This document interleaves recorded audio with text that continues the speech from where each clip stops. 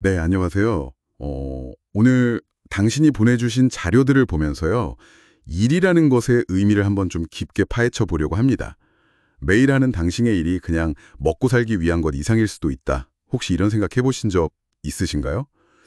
네, 이 자료들에 보면요, 우리의 일이 예수님과의 관계 안에서 거룩한 소명이 될 수도 있고, 또 하나님과 함께 일하는 것이 될 수 있다고 이야기하더라고요. 그래서 구약의 그 성막 이야기부터 시작해서 오늘날 당신의 일터가 어떻게 보면 성막을 짓는 현장이 될 수 있는지, 그리고 교회라는 개념 자체도 어떻게 더 넓게 볼 수 있는지, 뭐 이런 내용들을 다루고 있습니다. 당신의 그 전문성이나 일상이 신앙 안에서 어떤 새로운 의미를 찾을 수 있을지, 그 핵심을 좀 같이 탐구해보는 시간이 될 것 같습니다. 자, 그럼 한번 시작해볼까요? 네, 당신 자료에서 제시하는 첫 번째 중요한 전환점이 뭐냐면요. 바로 구약의 성막에서 신약의 예수 그리스도로 넘어오는 그 관점입니다. 아시다시피 구약 시대의 하나님은 이스라엘 백성 가운데 거하시려고 이동식 성전, 그러니까 성막을 짓게 하셨죠. 거기가 이제 만남의 장소, 용서의 장소, 또 하나님의 영광에 임하는 그런 곳이었는데, 근데 자료는 이게 사실 앞으로 올 실체의 그림자였다, 이렇게 강조하고 있어요. 그리고 그 실체는 바로 예수 그리스도이시라는 거죠. 요한복음 1장 14절에 말씀이 육신이 되어 우리 가운데 거하심에, 이 구절 있잖아요. 여기서 거하심에라는 헬라어가 에스케노센인데, 이게 문자 그대로 장막을 치다, 성막을 세우다 이런 뜻이에요. 그러니까 예수님 자신이 바로 하나님이 우리와 함께 계시는 살아있는 성막으로 오셨다, 이런 선언인 거죠. 이게 당신 자료의 첫 번째 핵심 통찰입니다. 아, 그러니까 예수님이 살아있는 성막이시라는 건 그럼 우리가 하나님을 만나는 방식에 있어서 엄청난 변화가 왔다는 거네요? 구약 시대처럼 뭐 제사나 그런 성막 같은 건 이제 완전히 달라진 건가요? 네, 아주 중요한 포인트입니다. 예수님의 그 보혈로 우리가 영원한 속죄를 얻었잖아요. 그러니까 더 이상 동물의 피나 복잡한 제사 절차가 필요 없어진 거죠. 그분의 십자가 공로 덕분에 우리는 언제든 어디서든 담대하게 하나님께 바로 나아갈 수 있게 됐다는 것. 이게 구약의 그 그림자 같은 성막과 비교했을 때 정말 근본적이고 혁신적인 변화라고 할 수 있습니다. 네, 이해가 되네요. 하나님께 나아가는 길이 완전히 새로워졌다, 이 말씀이시군요. 그럼 자료에 나오는 두 번째 전환점으로 한번 넘어가 보죠.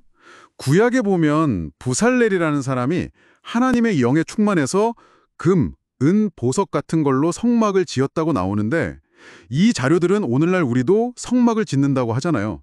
그럼 우리는 뭘로 어떻게 짓는다는 걸까요? 네, 오늘날 우리는 그리스도의 영, 그러니까 성령님의 능력으로 일한다고 봐야죠. 성령님은 우리에게 특별한 재능을 주시기도 하지만 더 중요하게는 우리를 그리스도와 하나 되게 해서 그분의 일, 그러니까 세상을 구원하고 회복시키는 그 일에 동참하게 하신다는 겁니다. 그리고 우리가 사용하는 재료도 달라졌어요. 더 이상 금이나 은 같은 그런 물질적인 게 아니라는 거죠. 당신의 시간, 당신의 전문성, 또 매일 처리하는 그 업무들, 동료들과의 관계, 심지어는 어려운 상황에서 내리는 결정 하나하나까지요. 이 모든 일상의 요소들이 다 거룩한 재료가 될 수 있다는 거예요. 자료에 나온 비유를 좀 빌리자면 당신이 정직하게 세금을 내는 것이 성전에 기둥을 세우는 것과 같고 동료에게 건네는 따뜻한 말 한마디가 성전을 아름답게 꾸미는 것과 같다는 거죠. 와, 일상의 모든 것이 거룩한 재료가 될 수 있다니 이거 정말 놀라운데요. 그럼 제가 매일 쓰는 이메일이나 회의 같은 아주 평범한 일도 어떤 마음으로 하느냐에 따라서 성전을 짓는 일부가 될 수 있다, 이런 말씀이시네요. 그렇다면 우리가 이렇게 일터에서 성막을 짓는 궁극적인 목적은 뭘까요? 그냥 단순히 일을 잘하는 것 이상인 것 같은데요. 맞습니다. 궁극적인 목적은 눈에 보이는 건물을 짓는 게 아니라 눈에 보이지 않는 살아있는 성전, 바로 그리스도의 몸인 교회를 세우는 것이죠.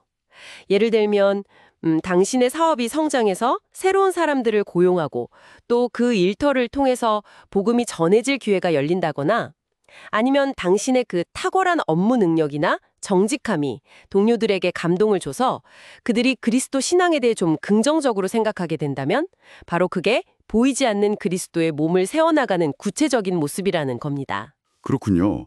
아, 그 관점에서 보니까 세 번째 전환점인 업그레이드된 교회론이라는 게 자연스럽게 이해가 되네요. 자료에서는 교회가 더 이상 주일에 어떤 건물에 모이는 사람들만을 의미하는 게 아니라고 하던데요.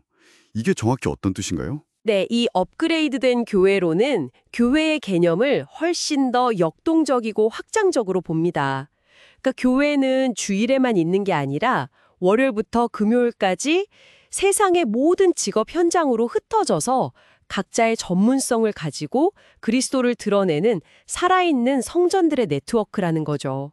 당신의 사무실, 공장, 학교, 병원, 가게 이런 모든 일터가 그 지역사회를 밝히고 변화시키는 교회의 중요한 전초기지, 아웃포스트가 된다는 의미입니다. 그리고 마지막 네 번째 핵심은 바로 이런 관점에서 우리의 역할인데요. 그리스도인들은 각자의 일터에서 왕 같은 제사장으로 부름받았다는 겁니다. 이게 단순히 개인 신앙생활 잘하는 걸 넘어서는 거예요. 우리가 속한 그 일터를 위해서 기도하고 축복하고 또 우리의 일과 결정을 통해서 세상 문화 속에 하나님의 통치 원리, 그러니까 정의, 공의, 사랑, 평화 같은 가치들을 심고 실제로 구현해 나가는 그런 적극적인 역할을 해야 한다는 뜻이죠. 와, 정말이지 일과 신앙을 바라보는 그 관점 자체를 완전히 새롭게 하게 만드는 그런 통찰인 것 같습니다. 네, 오늘 당신의 자료들을 통해 살펴본 것처럼 당신의 일은 단순한 생계 수단이 아니라 그리스도와 함께하는 거룩한 동역이 될 수 있습니다. 그리고 당신의 일터는 눈에 보이는 건물이 아니라 그분의 몸된 교회를 세워나가는 아주 의미 있는 성막 건축 현장이 될 수 있다는 것이죠. 어쩌면 당신은 이 시대의 부살레리자 당신의 일터라는 그 영역에서 왕 같은 제사장으로 부름받은 존재일지도 모르겠습니다. 매일의 노동이 더 이상 그냥 힘든 수고가 아니라 당신의 삶과 일을 통해서 보이지 않는 하나님을 세상에 드러내는 살아있는 예배가 될 수 있다는 이 관점. 당신에게는 어떤 의미로 다가오시나요? 마지막으로 당신이 한번 깊이 생각해 볼 질문을 하나 던지면서 마무리할까 합니다. 당신의 일상 업무 속에 흩어져 있는 그 거룩한 재료들, 당신의 시간, 재능, 결정, 관계 맺음 같은 것들 말이죠. 이걸 사용해서 당신이 속한 일터라는 전초기지에 하나님의 나라를 세우기 위해 바로 이번 주에 당장 실천할 수 있는 아주 작지만 의미 있는 행동 하나